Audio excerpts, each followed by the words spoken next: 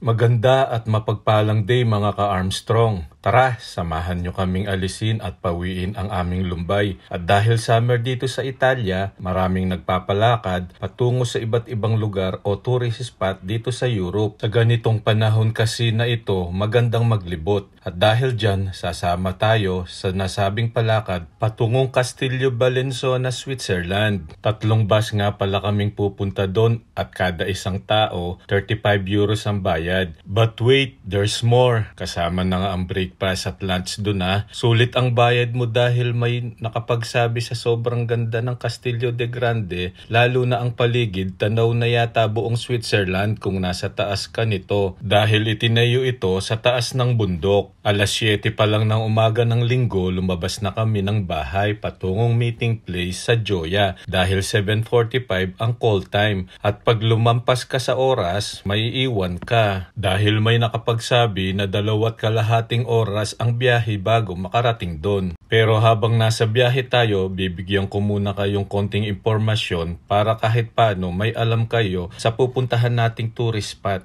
Ang Castillo de Bellinzona ay ang fortified complex ng Bellinzona ay isang pambihirang halimbawa ng isang late medieval na defensive na istruktura na matatagpuan sa isang mahalagang estratehikong punto ng Alpine landscape. Ang mga kastilyo ng Bellinzona ay ilan sa mga pinakaakit-akit na halimbawa ng medieval na pinatibay ng arkitektura sa Alps. Ito ang paglalarawan ng 3 kastilyo ng Bellinzona kasama ang kanilang mga pader at pader na ibinigay noong Nobyembre 30, 2000 nang mapabilang sila sa listahan ng mga prestihiyosong UNESCO World Heritage Site. Ang Castel Grande, Montebello at Sasso Corbaro ay itinayo upang kontrolin ang trapiko na nagmumula sa lawak ng ilog ng Ticino, pag-access sa mga Alpine Pass at mga commercial na ruta papunta at mula sa San Gottardo. Pagkatapos ng mga kamakailang muling pagtatayo, pagpapanumbalik at pagpapahusay, ngayon ay ipinapakita nila ang kanilang sarili sa lahat ng kanilang karangyaan at bumubuo sa pangunahing atraksyong panturista ng lungsod. Alam nyo ba, mga ka-Armstrong, ang pinakamalaki sa 3 kastilyo na bumubuo sa fortress ng Bellinzona kasama ang baluarte at mga pader ng bayan. Ito ay nakatayo sa isang burol na pinaninirahan sa loob ng mahigit 6,000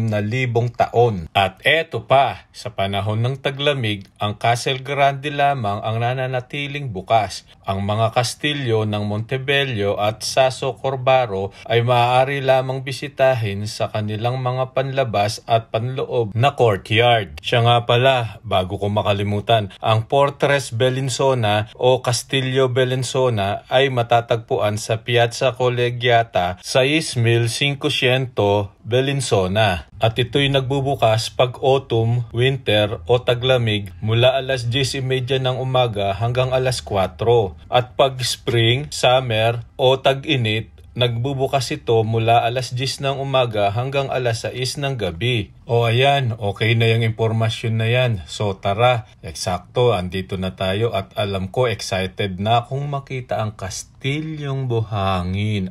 Will you please repeat it? Castillo Bellinzona pala. O, G ka na ba? Kung G ka na, tara let's go! Sa entrance pa lang ng kastilyo, mga guys, nakaka-excite na sa dami ng mga turista. Siksikan sa pasukan at may pa-elevator pa ha. Kaso, may traffic pagdating sa elevator dahil sa dami ng mga turista, kailangan namin mag-antay ng turn namin para makasakay nito. Sa wakas, nakasakay din. Eto na. Nasa taas na kami. Kitang-kitang matibay at hindi tinipid ang istruktura dahil sa wall pa lang ang garana ng mga ginamit na bato at magaling ang pagka-structural design nito, pihado. Dahil sa lakas ng hangin na to, pihado, bagsak ito kung di maganda ang pagka-structural design. Wow! Wow na wow talaga. It's amazing. With the blink of an eye, you finally see the light. Galing mo pala dyan ah. Hindi ko alam ah. Napakanta pa ako sa ganda talaga ng tanawin at tama nga sinabi nila mga ka-Armstrong. Grabe, solid, ang ganda. At eto pa, sobrang nakakalula. Ang taas talaga, parang tanaw buong Switzerland dito. I-enjoy lang natin ang view mga ka-Armstrong at kita-kits na lang maya-maya.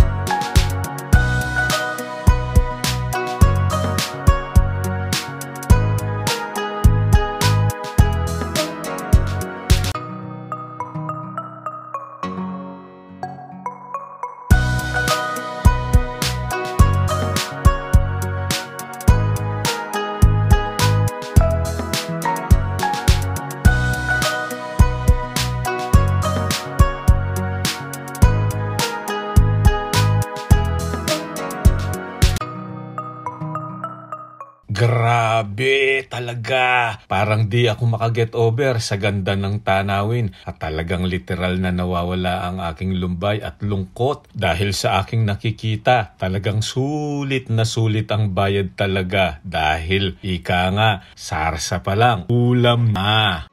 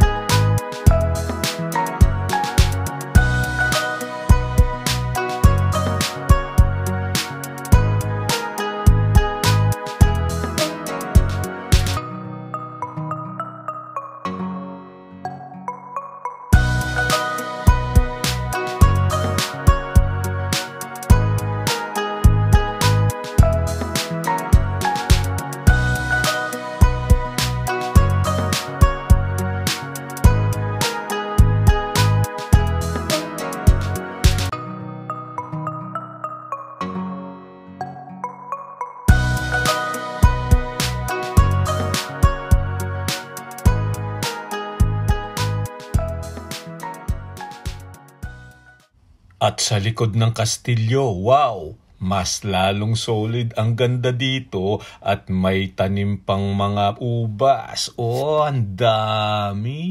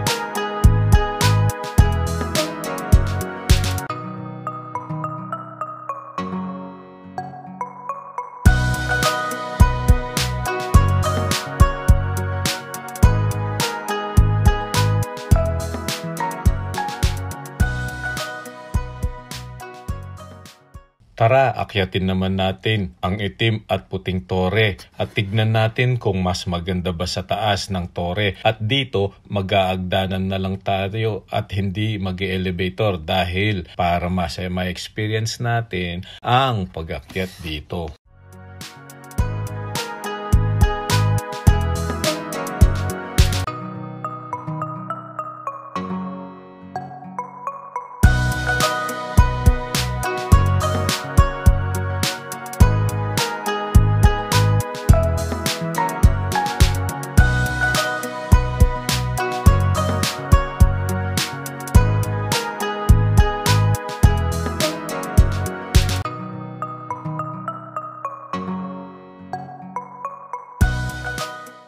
Ang lakas ng hangin at talagang dito ang pinakamagandang view. Kaso, sobra lang talaga. Sobrang lakas ng hangin. Nakakatakot lang talaga. Kahit maganda ang view, umalis ako kagad. Di ko kinaya ang lakas ng hangin, kaya kagad akong bumalik at bumaba na.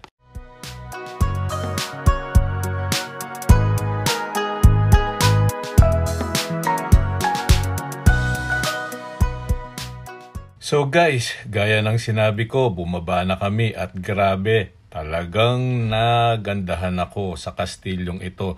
Di matatawaran at busog na busog ang mga mata namin sa mga magagandang tanawin. Nawa guys, kayo rin, nabusog ko ang inyong mga mata sa panonood sa mga magagandang view. At kung nabusog ko kayo at nawala ang inyong lungkot, makikiusap lang akong pindutin ang subscribe button at hit ang notification bell at like and share mo na rin guys. At kung may ads, huwag mo naman sanang skip ito. So guys, dito nagtatapos ang aking video at maraming salamat sa panunood. God bless us all and God is good all the time. Bye!